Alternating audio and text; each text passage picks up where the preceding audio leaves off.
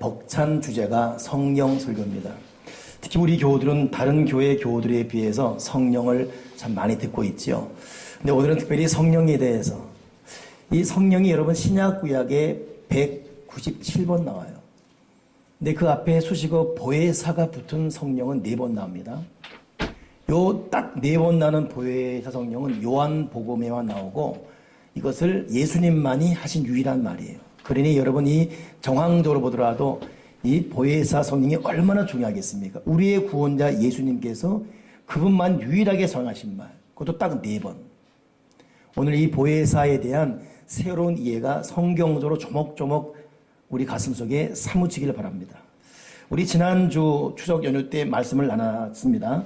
참석하지 못한 분이 많아서 한 번 더 그 앞부분을 정리하고 보혜사 성령에 대한 성경적 문맥을 통한 의미를 한번 생각할 것입니다. 오늘 주보에 제가 잠깐 그 설교 내용을 요약해 놨어요. 보혜사 성령, 그분은 누구이십니까? 도대체 우리에게 어떤 분이십니까? 먼저 여기서 알려면 여러분, 보혜사라는 한자 이름의 뜻이 주는 의미인데, 보혜사는 은혜를 주시고 보호한다. 그래서 보혜사입니다. 그러니 성령님은 막연한 성령이 아니라 우리에게 은혜로 우리를 보호하시는 분이에요. 은혜라는 영어 그레이스는 공짜 거저 뜻이거든요. 그러니까 이 사람 사랑받을 만한, 또 자비를 받을 만한 자격이 없어요. 근데 그냥 그 사람을 사랑해주고 용서해주고 자비를 베푸는 것, 이것이 그레이스, 은혜라는 영어 어원입니다. 근데 보혜사는 그런 은혜로 우리를 보호한다 뜻에서 보혜사. 사자는 스승사자이기 때문에 그런 은혜로 우리를 보호하시는 선생님이에요. 근데 예수님이 보혜사를 말할 때 얼마나 참 절묘하게 말씀해 주셨습니까? 너희를 은혜로 보호하시는 선생님이 올 것이다. 그게 보혜사 성령이에요. 영어에는 보혜사가 카운슬러 돼 있어요. 보통 카운셀러 그러잖아요. 상담자. 그러니 두 번째 주님은 어찌 보면 보혜사를 우리의 진정한 상담자로 우리에게 말씀해 준 것입니다. 우리가 마음 놓고 상담할 사람이 없어요. 해봤자 해결도 없고 서로 답답할 뿐이고 도리어 소문만 엉뚱하게 나기 십상이고, 상담해서 해결할 것 같으면 다 상담하게 해요. 우리의 마음 깊은 곳까지 어루만져 줄 분이 없다는 겁니다. 그런 의미에서 보혜사가 카운셀러, 상담자로 기록된 영어 해석은 정말 우리에게 큰 감동이 됩니다. 세 번째 이 보혜사가 헬라어에는 파라클레토스 그래요. 파라는 곁의 뜻입니다. 클레토스는 계신 자 뜻이거든요. 그러니 파라클레토스는 내 옆에 계신 분이에요. 그러니 영어, 한자, 헬라어 세 개만 모아봐도 내 옆에 계셔서 나를 은혜로 보호해 주시고 나에게 끊임없이 진실되게 능력 있게 상담해 주시는 분, 이것이 보혜사입니다. 오늘 저와 여러분에게 보혜사 성령의 은혜가 충만하게 바랍니다. 그러니 이 뜻을 알게 되면 우리가 기도할 때도 보혜사 성령님, 그 자체 의미가 다 담겼어요. 내 마음을 알아주시고 내 마음을 어루만져 주시고, 보혜사 성령님 그러면 내 곁에 계셔 주시고, 보혜사 성령님 그렇게 부르게 되면 내가 죄가 많고 부족하고 연약하지만 나를 은혜로 여전히 덮어주시고, 다 담겨 있는 거예요. 그래서 저는 개인적으로 기도할 때도 보혜사 성령이야 그러면서 그 5글자 앞에 다 담겨 있는 거예요. 보혜사 성령이 오늘도 기름 부어 주시옵소서. 보혜사 성령이 오늘 나를 보혈로 덮어 주시옵소서. 그러니 사실 기도의 깊은 세계에 들어가면 뭐 장황한 미사 여우가 필요 없어요. 아버지 보혜사 성령이요, 보혈이요 성령이요, 보혜사 성령이요, 나에게 기름 부어 주옵소서. 그러니까 오늘부터 여러분, 나는 기도 못해 그만 하지 마세요. 알겠죠? 따라서 해봅시다. 보혜사 성령이요. 좀 간절하게 이쪽부터. 보혜사 성령이요. 고개만 이런 게 아니라 보혜사 성령이요. 여기 한번 보혜사 성령 시작. 보혜사 성령이요. 거기에 다 담겨 있는 겁니다. 자녀에게 어려움 당할 때 보혜사 성령님 내 자녀와 동행해 주시옵소서. 부부간의 갈등일 때 보혜사 성령이요 덮어 주시옵소서. 남에게 말할 수 없는 착한 고통과 괴로움과 두려움이 있을 때 보혜사 성령이여 나에게 기름 부어 주옵소서. 우리 보혜사 성령님의 철저한 도움받으며 살길 바랍니다. 근데 이 보혜사 성령에 대한 구체적인 뜻을 이해하려면 주님이 4번 말했어요. 요한복음 14장에 2번, 15장에 1번, 16장에 1번 딱 그렇게 4번 말했습니다. 주님이 말씀하신 그 문맥을 보게 되면 보혜사가 구체적으로 어떻게 우리에게 일하시는 분위기가 나와 있어요. 분인지가. 오늘 제가 가로넣기를 해놨는데 제 설교 드리면서 옆에다가 첫째, 둘째, 셋째, 넷째 가로넣기를 잘 쓰기를 바랍니다. 답쓰기 좋을 거예요. 답을 내가 말해줄 거니까. 여러분, 보혜사 성령님은 영원히 우리와 함께 하시는 임마누엘 하나님이십니다. 14장 6절, 16절에 내가 아버지에게 구하겠으니 그가 또 다른 보혜사를 너희에게 주사 영원토록 너희와 함께 있게 하리니. 여러분, 예수님은 보혜사를 보내겠다. 그 보혜사가 너와 영원토록 함께 하겠다. 우리와 영원토록 함께하는 사람이 누가 있어요? 참 죄송스럽지만 우리는 시간차가 있을 뿐이지 양주시에 거주하는 분들은 어쩔 수 없이 다 어디로 갑니까? 훗날 벽제 화장터, 햇빛 날빛보다 더 밝은 곳. 저도 목사로서 거기 참 수백 명을 보냈어요. 그쪽으로. 그래서 딱 가게 되면 고인 6월 수고해 가세요. 3호실, 여기 6호실은 그때 손동수 있었는데, 7호실, 여기 오고 있었는데, 거기에 또 나도 훗날 가게 될 것이고, 그때는 부인도 따라 못 가고, 아들도 못 따라가요. 내 자식, 내 남편, 내 부모가 없더라고. 혼자 가야 돼요. 그래서 인생은 원웨이 트립이에요. 한 번 가는 끝나는 여행입니다.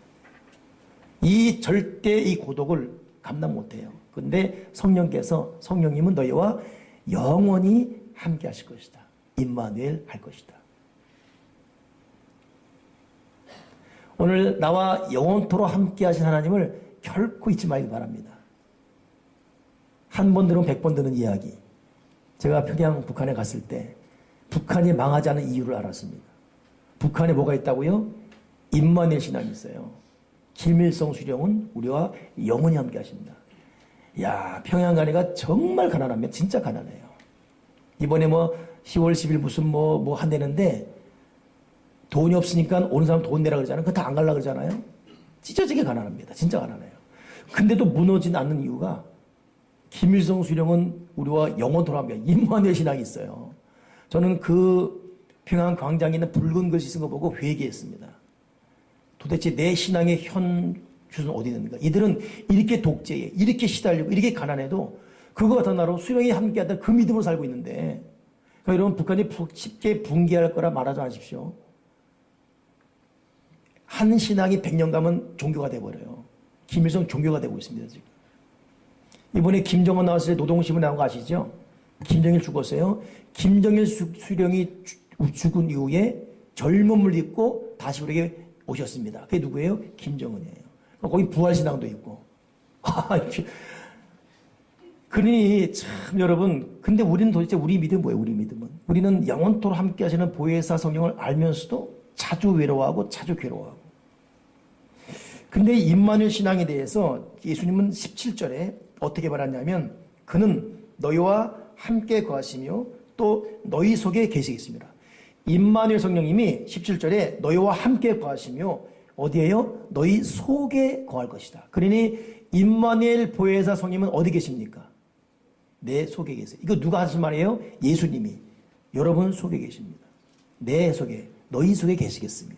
근데 왜 계시냐면 18절에 너희를 고와 같이 버려두지 않기 위해서. 그러니 보혜사 성령님은 내 속에 계셔서 나를 고아처럼 버려두지 않기 위해서 영원히 함께 하시는 그런 성령이십니다. 외로움이라는 것, 여러분 국어사전 찾아보게 되면 외자가 하나 뜻이거든요. 로움이라는 것은 그럴만하다 뜻이에요. 그니 외로움은 우리가 그냥 하나의 명사로 보고 있지만 이것은 합성어인데 너 그럴만하다, 너 외로울만하다, 너 하나 될만하다. 이것은 장단점이 있는 말이에요. 긍정과 부정이 함께 있는 말입니다.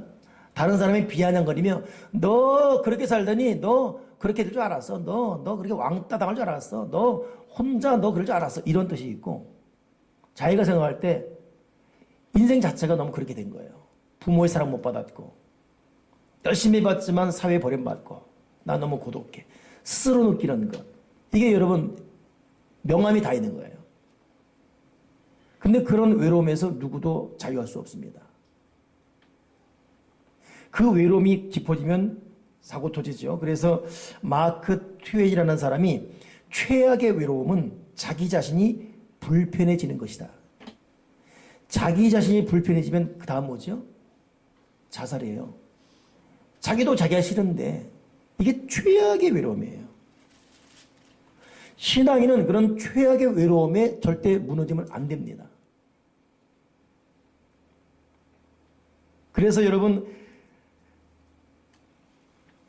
필 시드니는 숭고한 생각을 가진 사람은 결코 혼자가 아니다라는 생각을 갖는데, 우리는 숭고한 거룩과 영적 생각으로 무장할 분명한 필요가 있지요. 여러분 부탁드립니다. 영원토록 임마누엘 하시는 보혜사 성령과 함께 하시면서 그분의 내 안에 계심을 잊지 말고 살길 바랍니다. 이 신앙 훈련되지 않으면 몸은 계속 교회에 와 있지만 고독과 외로움과 일어난 환경 앞에 극복할 힘이 없어요. 그래서 믿음 생활을 젊어서부터 잘해야 됩니다. 저희 어머니가 지금 5주째 귀를 몰나고 계세요. 팔이 이제 금이 갔거든요. 근데 금이 안 붙는 거예요. 근데 병원이 오진했어요. 이번에 보니까 금이 간 게 아니라 부러졌는데 부러진 것도 이쪽에 박살이 난 거예요. 이걸 동네 병원은 못 보고 금이 간 걸로 처방해서 계속 그냥 적당히 움직임 말라는 끝만 하나 묶어준 거죠. 근데 이번에 가니까 자꾸 벌어지니까 이상하네. 큰 병원 가서 해서 우리 나가는 성도 그 병원 갔거든요. 부러진 거예요. 그러니 그 병원에서 아니 어떻게 어느 병원이길래 이렇게 진단하냐고. 속이 상하더라고. 내가 전화했죠. 동네 병원에. 그랬더니 자기들은 골절로 진단했다는 거예요. 금이 간 것도 골절이고 부러진 것도 골절이고 골절로 치료했다는 거예요. 네, 그랬죠. 그러면 금이 간 골절과 부러진 골절과 치료 처방은 다를 거 아니냐. 금이 간 골절은 끈달아놔도 부러진 골절은 깁스하는 거 아니냐. 약도 다를 것이고. 그래서 자기는 책임 없다는 거예요. 끝. 여러분 병원과 싸워서 의료사고는 이길 수가 없지요. 덮었습니다. 그리고 이제 그 다음을 살아가야 되는데 행동해야 되는데 마음이 답답해요. 그래서 어제 이제 가서 어머니랑 점심을 먹는데 어머니 얼굴 가만히 보는데 근심 걱정이 없어요. 밤낮술 먹고 울고 또 어제따라 내가 또 먹여드렸네 또. 전혀 안 하던 짓을 하다 보니까 쑥스러운지 입을 좀 크게 벌리시라고. 됐다 막. 근데 어머니가 한 번 먹고 울고 또 울고. 근데 그 후는 이거 뭐냐면 홍 목사 내가 이번 주에 기도하는데 이게 감동되었다. 하나님 사랑에 감사하고 홍 목사 TV 설교 듣다가 이 감동은 그러니까 자기가 감동받는 거 들으며 우는 거예요. 그분은 지금 외로워야 되고 인생이 서러워야 되고 낫지 않은 것 때문에 병이 열받아야 되고 앞으로 수술 어떻게 하나 두려워야 되고 이랬는데 그건 가는 거 없어요. 이것 때문에 은혜스럽고 저것 때문에 은혜스럽고. 저는 평생 신앙 생활을 해오면서 보혜사 성령님이 안에 계신 사람의 그 당당함, 그 평안, 그 여유. 여러분 우리가 산 것도 괴로웠는데 늙어서 성령마저 의지할 믿음이 없이 나 혼자라는 처절한 고독을 느낀다면 그 고통을 어떻게 이길 수 있습니까? 영원토록 함께 하시는 보혜사와 함께 살아가기를 주님의 이름으로 축원합니다. 여러분도 어렵죠? 사실 저도 목사지만 어려운 게 많거든요. 저도 객관화시켜보면 저도 물질의 고통이 한두 가지 아니고 풀어갈 일이 한두 가지가 아닙니다. 저도 아침에 눈 뜨면 오늘 어떻게 살지? 이런 걱정이 들 때가 있어요. 근데 저는 진실로 행복합니다. 내가 이번 주에는 저녁 식사하면서 행복이 솟아나오는데 주체를 못하겠어요. 밥 먹던 사모가 갑자기 왜 그러냐 이럴까봐 내색 안 하려고 그냥 여러분 어떤 기쁜 소식 들었을 때 솟아날 때 막 감당 못할 그런 거 있잖아요. 갑자기 밀려오는. 제가 진실로 행복하고 만족하거든요. 근데 우리 교회 어느 권사님이 저랑 오랫동안 같이 하는 속을 다 아는 분이죠. 식사하다가 목사님 힘드시죠? 너무 피곤하시죠? 네, 웃었죠. 다 때려치세요 그냥. 그 말 내가 왜 이렇게 웃음이 나오는지 그 진심이 내가 아니까. 만약 정말로 내가 내 마음에 평안이 없고 기쁨이 없고 내 존재에 대한 감격이 없다면 상처가 될 수 있지요. 그래, 다 때려쳐버려. 최악의 선택? 뭐 이렇게 되겠지요. 근데 그 말이 얼마나 사랑스럽고, 여러분, 성령님이 내 안에 계신 임마누엘 보혜사 그분과 동거동락함으로 외롭다 괴롭다 고독하다 아무도 내 마음으로 다 뭐 이런 인간적인 말 하지 말고 우리 당당히 담대히 살아갈 수 있는 보혜사 성령 임마누엘 은혜가 여러분에게 충만하기를 주님의 이름으로 부탁을 드립니다. 두 번째 보혜사가 어떤 분이냐? 보혜사 성령님은 가르쳐 주신 분이에요. 요한복음 14장 26절에 보혜사 곧 아버지께서 내 이름으로 보내신 성령 그가 너희에게 모든 것을 가르치고 내가 너에게 말한 모든 것을 생각나게 하리라. 성령님은 내 안에서 생각나게 하고 가르쳐 주는 분이에요. 그러니 여러분 훈련해야 됩니다. 성령님이 안에 계시고 내 곁에 계시기 때문에 그분에게 물어보는 훈련을 해야 돼요. 우리의 지식과 우리의 노하우는 한계가 있습니다. 다윗이 왜 위대하냐면 다윗은 매사에 물어봐. 성령 하나님 갈까요 말까요? 특히 전쟁 시대에도 하나님 전쟁할까요 말까요? 그러면 하나님께서 가라. 내가 저 민족을 네 손에 붙였다. 그 말 두고 가면 그럼 백전백승이었습니다. 딱 한 번 유일하게 백성 쏘실 때 묻지 않고 쉬어버렸습니다. 이것 때문에 혹독한 대가 치르지요. 다윗의 승리의 그 이유는 매사에 물어봐요. 하나님 어떻게 할까요? 반면에 사울 왕은 이 사람은 키도 크고 겸손했고 많은 사람이 물어볼 만한 위풍을 가진 사람이에요. 근데 물어보는 법이 없어요. 자기 판단에 의해서 그냥 추진해버리고 상황이 급하면 급한 대로 그냥 해버리고 입술로는 하나님을 믿는 것 같은데 그 속을 보게 되면 자기가 주인이었어요. 여러분 우리가 예수를 믿어도 한 박자 쉬면서 물어보고 가는 사람인가 하면 그냥 가는 경우가 있어요. 제가 성령을 수없이 외치거든요. 제가 수백 번 외칩니다. 잘 때도 외치고 일어나자마자 성령님 외치고. 근데도 제가 요즘 더 실감나게 느낀 것이 그분은 정중한 요청 앞에 더 생색이 기름 부으십니다. 제가 여기 서서 기도할 때도 성령이 기름 부으셔 축복 막 하거든요. 그러다가 제가 그분을 정확히 요청할 때 성령님 오늘 저희 기름 부으시고 하나님의 기뻐하는 말을 하게 해달라고 할 때는 제 몸이 딱 굳어져 버립니다. 그리고 그분이 나를 스캔 떼듯 머리부터 쭉 스캔 떼듯 임재하심이 느껴져요. 그러면 손이 막 무거워지고 손이 진동이 오고 성령님 그 뜨거운 가슴 가운데 사역하게 되는데 그때의 느낌은 달라요. 여러분 성령을 정중히 인격적으로 요청하며 그분에게 대화하고 물어보면서 그분을 요청하고 그분이 나의 주인심을 그분이 인격적인 분이기 때문에 그러길 바라요. 그건 알아서 해주겠지가 아니에요. 어떻게 되겠지 이게 아닙니다.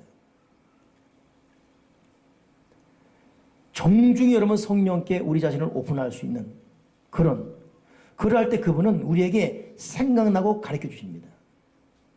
설교를 들어도 같은 시간 들어도 은혜가 되어 깨닫는 사람이 있는가 하면 그냥 졸리기만 하고 깨닫지 않은 경우도 있어요. 그거 왜 그렇죠? 성령님이 그 속에서 구체적으로 이 던져진 말씀을 적용시켜주고 깨닫게 하시고 자기 삶에 즉시 연결되는 이렇게 되게 됐구나 결단되는 경우인가 하면 그냥 벽치고 나오듯 그냥 튕겨나오는 경우가 있어요. 성령님이 내 속에서 생각나게 하고 가르쳐줘야 돼요.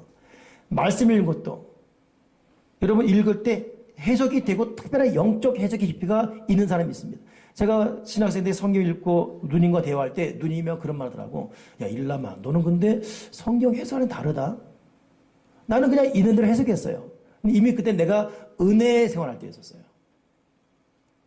여러분 성령과 동행하면서 같은 말씀을 읽어도 굳이 주석할 필요 없이도 하나님께서 이 말씀의 어떤 그 전후 좌우 문맥과 의미와 방향성이 딱 느껴지는 그 성령 역사입니다. 그래서 믿음 생활은 성령의 도움 받아야 돼요. 우리 하나님의 은혜로 찬양 보게 되면 3절에 그러고 있어요. 왜 내게 성령 주셔서 내 마음을 감동해. 그 다음은 여러분 해보세요. 시작. 이야, 우리 대성이가 제일 잘했네.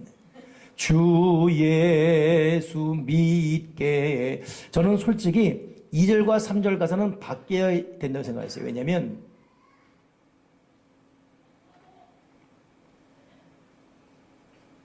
성령은 우리에게 일을 하게 하는 분인데 왜 믿음 주는 분을 해석할까? 근데 믿음이 깊어질수록 정말로 우리에게 믿음을 더해주는 것은 성령이 하신 일이에요. 우리가 잘나서 믿는 게 아니더라고요. 성령님이 믿음을 주시는 거예요. 깨닫게 하고 그 깨달음의 도가 깊어지고. 그러니 여러분 보혜사 성령을 통해서 삶이 깨달아지고 말씀이 깨달아지고 사건이 깨달아지고 방향이 깨달아지고. 그러니 우리가 어떤 사건 당해도 그 사건 앞에서 참 이것을 은혜로 풀면서 더 긍정적으로 앞길을 가는 경우는 성령님이 그 속에 깨닫게 하고 가르쳐줬기 때문이에요. 그러나 단대는 사람은 사건대로만 해요. 왜 내가 이런 고통을 당해야 되며, 왜 내가 슬퍼야 되며, 왜 내 인생이 이래야 되며, 내가 저 남편 만나도 이렇게 되고, 내가 저 자식 키우고 어떻게 키웠는데 이렇게 되고, 남 핑계가 끝나. 그러나 성령의 가르침과 생각나게 하는 분을 은혜를 받게 되면 하나님의 은혜고 더 나은 세계를 열기 위한 하나님의 섭리고, 결국 그런 사람은 합력의 선을 이루는 절묘한 뜻을 깨닫게 된 것이고, 그런 사람은 병을 들어도 감사해요. 가난해도 감사하고, 오해를 받아도 이길 극복함이 있고, 생각나고 가르쳐주는 이 보혜 성령의 도움 때문에.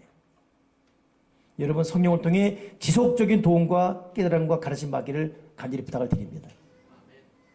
세 번째 보혜사가 어떤 분이냐? 보혜사 성령님은 증언하시는 분이십니다. 증언하시는 분. 요한복음 15장 26절에 내가 아버지께로부터 너희에게 보낼 보혜사 곧 아버지께로부터 나오시는 진리의 성령이 오실 때 그가 나를 증언하실 것이요. 보혜사 성령님이 가르치는 성령, 여기는 증언 두 가지가 다른 의미입니다. 두 번째 말했던 증언은 내 속에서 믿음을 자극하는 가르친다면, 세 번째 증언은 나를 통해서 다른 사람에게 영향을 주는 외적인 능력이에요. 그러니 여러분 우리가 이 보혜사 성령을 통해서 말씀을 깨달아지고 가르치는 것이 내 속에 충만함으로 믿음이 자라는 단계에서 세 번째 단계, 증언하시는 보혜사 성령이 오게 되면 이제 나를 통해서 다른 사람이 영향받게 되어 있습니다. 자녀가 영향받고, 아내가 영향받고, 부모가 영향받고, 공동체가 영향받고, 영향받는 단계. 오늘 우리 기도자가 기도할 때 하나님 이 지역사회를 축복하시고, 지역의 어떤 그 개인적인 이해관계 때문에 왔다 갔다 하는 사람, 이런 차원에서 이제는 이 지역이 복을 받게 해달라고. 여러분 양주지를 주목해야 돼요. 제가 이제 횟수로만 22년 됐어요. 이 교회를 개척하고 여기 있은 지가. 그때만 하더라도 허벌판이었습니다. 있던 건물이 몇 개 없어요. 근데 이제 여러분 지금 5년 후, 짧게는 10년 안에 옥정지구, 회천지구 이게 발전되면서 분당보다 더 큰 도시가 되지요. 사실은 양주시의 중심은 회천지구예요. 근데 회천지구를 먼저 개발 못 시킨 이유는 그러면 옥정지구는 다 죽어버려요. 이건 저는 시장과 이 관계자에 직접 들은 얘기예요. 몇 번을 들었습니다. 그러니 옥정지구 발전되면 즉시 회천지구 즉시 분양돼 버립니다. 그저 요지에 여기 회천지구가 샘내부터 덕정역 저기 이마트까지 아우르는 타원형의 거가 회천지구거든요. 그 반대가 옥정지구, 고읍지구고, 고읍지구와 옥정지구가 회천지구 앞설 수가 없어요. 그리고 5년 후, 10년 후 대단한 도시가 될 텐데 우리가 사는 도시를 가볍게 보지 마십시오. 근데 이 지역에서 우리 교회가 보혜사 성령과 동행, 동거, 동업할 경우 우리 교회가 영향력을 증거하는 교회로 일어설 수 있습니다. 그러니 우리가 이 성령을 통해서 내 속에 내적 증거하시면 믿음이 커가고 내 믿음을 통해서 영향을 행사하는 그런 이 보혜 성령 사역. 여러분 자녀도 마찬가지예요. 우리 부모들 참 자녀가 잘 되기를 얼마나 바랍니까? 근데 자녀들이 내 마음은 됩니까? 안 되거든요. 자녀 때문에 가슴 아파하고 속상해하고. 그러니 만약 여러분 자녀 때문에 힘들어하는 부부가 있으면 무조건 격려해줘야 돼요. 축복해줘야 됩니다. 그리고 정말 그렇게 되기를 바라야 되고. 아멘이십니까? 그 마음은 이루 말할 수가 없는 거거든요. 그러면서 우리 명심할 것은 자녀를 말로 키우면 다 키울게요. 우리 끊임없이 성령께 기도해야 돼요. 성령님 내 자녀 속에서 깨달아지고 생각나고 가르쳐 주시옵소서. 그리고 나를 통해 살아계신 성령이 증거되게 하시옵소서. 부모의 영권, 영성이 있지 않습니까? 기도하는 부모, 말씀의 선부모, 그 부모의 그 영향력, 그 영향의 바운다리 안에 들어오게 도와주시옵소서. 성령은 증거편의 능력입니다. 여러분 통해서 역사가 나타나기를 바랍니다. 아멘이십니까? 네 번째 이 성령 어떤 분이냐면 보혜사 성령님은 유익을 주시는 분이십니다. 유익을 주시는 분. 요한복음 16장 7절 같이 읽어보세요. 시작.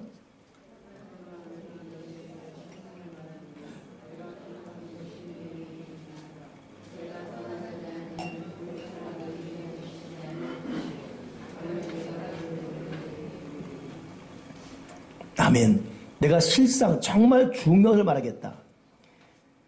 내가 떠나가는 것이 유익이다. 떠나가면 성령이 올 것이다. 여러분, 예수님은 우리를 떠나면 안 되는 분입니다.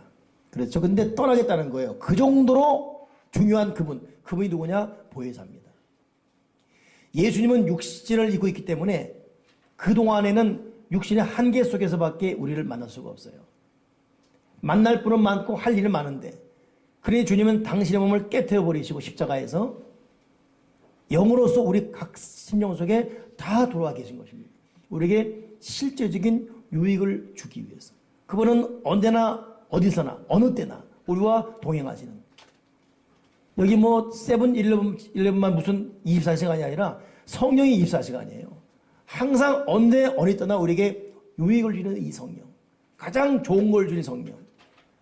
여러분, 이 성령을 통해 우리가 유익을 보며 좀 살아가길 바랍니다. 아멘이십니까? 근데 도대체 어떤 유익을 주시는 것인가? 오늘 본문을 쭉 보게 되면 그 유익을 주는 보혜사 성령이 오시는데, 그가 죄에 대해서, 의에 대해서, 심판에 대해서 세상을 책망하니라. 죄에 대하여라면 그들이 나를 믿지 아니하며. 그러니 성령사에게 정말 중요한 유익은 뭐냐면 우리에게 계속 죄를 깨닫게 하는 겁니다. 유익을 물질적으로만 생각할 것이 아니라 내가 내 죄를 깨닫고 주 앞에 회개할 수 있는 마음을 갖는 것이 얼마나 큰 유익입니까? 우리가 왜 갈등이 있죠? 자기 잘못은 없어요. 너만 잘못인 거예요. 내가 이렇게 된 것은 부모 탓이고, 내가 잘못된 세상에 태어나는 것이고. 그러나 여러분, 성령을 제대로 믿어서 성령의 유익을 보는 단계에 들어가게 되면 자기 죄를 보게 됩니다. 자기의 실수를 보게 되고. 저도 목회자이지만 어떤 일 때문에 섭섭하고 속상하고 또 누구 때문에 화가 나고 그럴 때가 있지 않습니까? 근데 기도하게 되면 그들의 문제가 아니에요. 내 문제예요. 그래서 기도는 속상해서 기도했지만 마칠 때는 회개만 하게 됩니다. 근데 그때 평안과 위로와 기쁨과 어루만짐은 이루 말할 수가 없어요. 그러니 사람이 죄를 깨닫고 죄를 버리는 것은 위대한 축복입니다. 지금은 저도 여러분도 정말 우리가 알 것은 죄를 깨닫는 은혜가 필요해요. 지금 교회들이 얼마나 타락했습니까? 교인들마저도 얼마나 타락하고 있습니까? 왜 그렇죠? 죄를 깨닫지 못하는 거예요. 그래서 성령의 후폭풍이라는 책에 보게 되면 성령은 우리가 죄를 지을 때 충대로 오신다. 그 후폭풍, 거시기 우리의 죄를 깨닫게 하신다. 여러분, 성령을 통해서 우리가 낱낱이 죄를 깨닫는 은혜가 주어지므로 죄를 버리고 더 순결하게, 더 구락하게 설 수 있는 그 성령의 어루만짐이 내 속에 시작되기를 바랍니다. 속사람이 깨끗해야지요. 겉사람 아무리 성공하고 발전해도 의미 없지 않습니까? 의의 대화라면 내가 아버지께로 가니 너희가 다시 나를 보지 못하며. 우리는 예수님이 필요한데 그분이 하나님 예수님이 가버렸어요. 누가 예수님 대신합니까? 보혜사 그분이 같이 계셔서 우리에게 말씀하시고 깨닫게 하시고 도움 주시고 보호하시고 길을 열어주시고.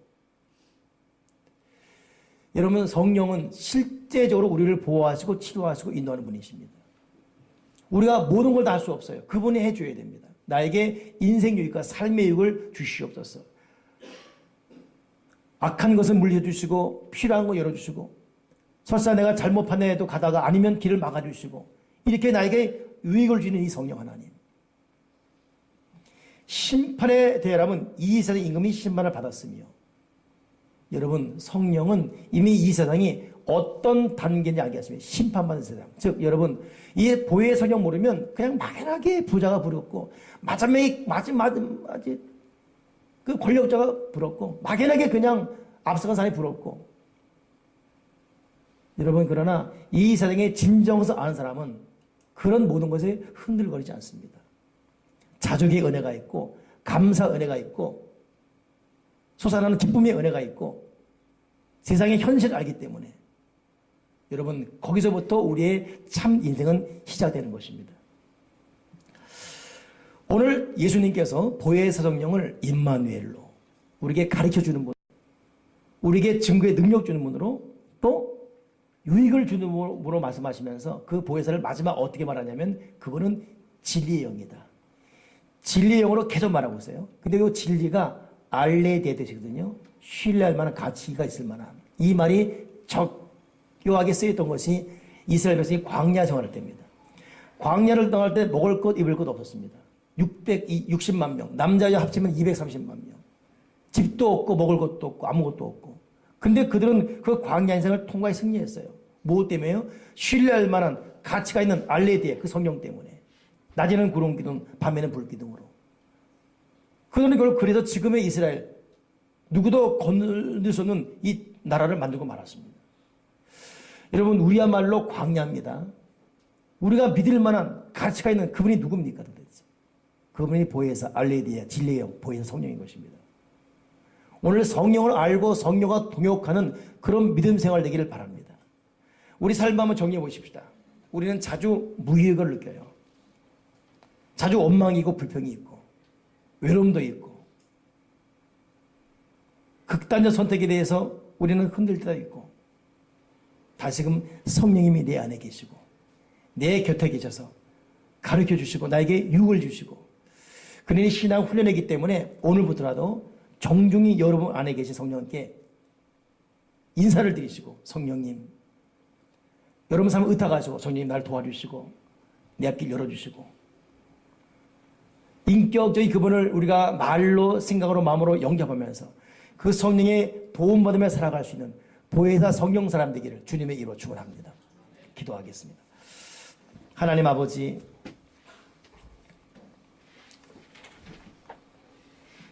우리가 막연하게 신앙생활해 오던 이런 틀을 깨고 보혜사 성령이 내 곁에 계심을 잊지 말게 도와주시옵소서.